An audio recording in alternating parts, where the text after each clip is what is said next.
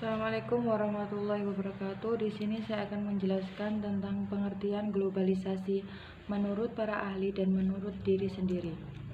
Yang pertama, menurut Sello Sumarjan, pengertian globalisasi adalah sebuah proses terbentuknya suatu sistem organisasi dan komunikasi antar masyarakat yang berbeda di seluruh dunia. Yang kedua, menurut Edition Jamil DKK, pengertian globalisasi ialah sebuah proses yang muncul dari sebuah gagasan yang kemudian ditawarkan agar diikuti oleh bangsa lain yang pada akhirnya akan sampai pada sebuah titik kesepakatan bersama dan menjadi panutan bersama bagi bangsa-bangsa yang berada di seluruh dunia. Yang ketiga, menurut Emmanuel Richard, pengertian globalisasi adalah suatu jaringan kerja global yang mempersatukan masyarakat di mana mereka sebelumnya terpencar dan terisolasi yang nantinya akan saling memiliki ketergantungan dan mampu mewujudkan persatuan dunia. Yang keempat, menurut John Hodge, pengertian globalisasi ialah suatu proses dengan kejadian, kegiatan, dan keputusan di salah satu belahan dunia yang berubah menjadi suatu konsekuensi yang signifikan untuk seluruh masyarakat di daerah yang jauh sekalipun. Yang kelima, menurut Leon E. Roberts, pengertian globalisasi ialah percepatan dari investasi, integrasi, dan interaksi antara orang-orang, perusahaan, dan pemerintah dari negara yang berbeda. Pengertian globalisasi menurut pemahaman saya adalah sebuah fenomena yang terjadi karena perkembangan teknologi. Akibatnya, batas-batas fikir antar negara menjadi seolah sirna. Hal ini menyebabkan seluruh dunia seolah-olah menjadi satu. Dan di sini saya akan menjelaskan tentang ciri-ciri dan contoh globalisasi pada masyarakat desa dan kota. Ciri-ciri globalisasi pada masyarakat pedesaan. Yang pertama yaitu di dalam masyarakat pedesaan di antara warganya mempunyai hubungan yang lebih mendalam dan erat bila dibandingkan dengan masyarakat pedesaan lainnya di luar batas-batas wilayahnya. Yang kedua, sistem kehidupan umumnya berkelompok dengan dasar kekeluargaan. Yang ketiga, sebagian besar warga masyarakat pedesaan hidup dari pertanian. Pekerjaan-pekerjaan yang bukan pertanian merupakan pekerjaan sampingan yang biasanya sebagai pengisi waktu luang. Yang keempat, masyarakat tersebut homogen seperti dalam hal mata pencarian agama, adat istiadat, dan sebagainya. Contohnya, anggota masyarakat mempunyai kepentingan pokok yang hampir sama, maka mereka selalu bekerja sama untuk mencapai kepentingan mereka. Seperti pada waktu mendirikan rumah, upacara pesta perkawinan, memperbaiki jalan desa, membuat saluran air, dan sebagainya.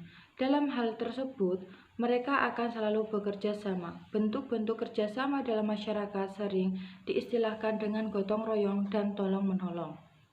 Ciri-ciri globalisasi pada masyarakat perkotaan. Yang pertama, kehidupan keagamaan berkurang bila dibandingkan dengan kehidupan keagamaan di desa. Kegiatan-kegiatan keagamaan hanya setempat di tempat-tempat peribadatan, seperti di masjid, gereja, sedangkan di luar itu kehidupan masyarakat berada dalam lingkungan ekonomi, perdagangan, cara kehidupan demi memiliki kecenderungan ke arah keduniawian. Bila dibandingkan dengan kehidupan warga masyarakat desa yang cenderung ke arah keagamaan. Yang kedua, orang kota pada umumnya dapat mengurus dirinya sendiri tanpa harus bergantung pada orang-orang lain.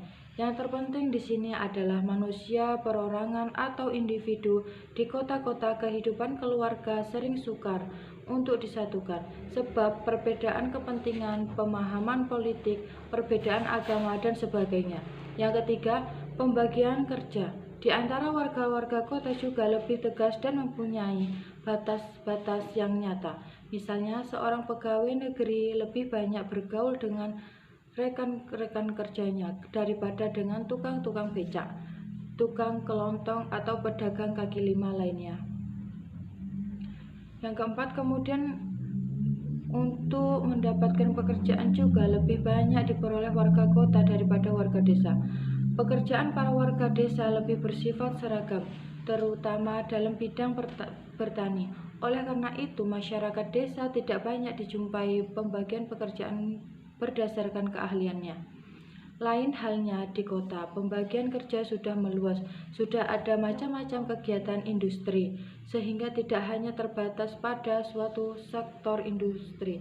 Singkatnya, di kota banyak jenis-jenis pekerjaan yang dapat dikerjakan oleh warga-warga kota, mulai dari pekerjaan yang sederhana sampai pada pekerjaan yang bersifat teknologi.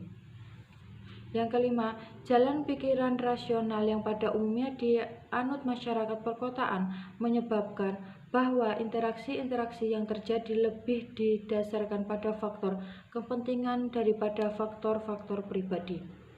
Yang keenam, jalan kehidupan yang tepat di kota mengakibatkan kepentingan faktor waktu bagi warga kota, sehingga pembagian waktu yang teliti dan tepat sangat penting untuk dapat mengejar kebutuhan-kebutuhan seorang individu. Contohnya, perubahan-perubahan sosial tampak dengan jelas dan nyata di kota-kota, sebab kota-kota biasanya terbuka dalam menerima pengaruh-pengaruh dari luar. Hal ini sering menimbulkan pertentangan antara golongan tua dengan golongan muda. Oleh karena itu, golongan muda yang belum sepenuhnya terwujud kepribadiannya lebih sering mengikuti pola-pola baru dalam kehidupannya.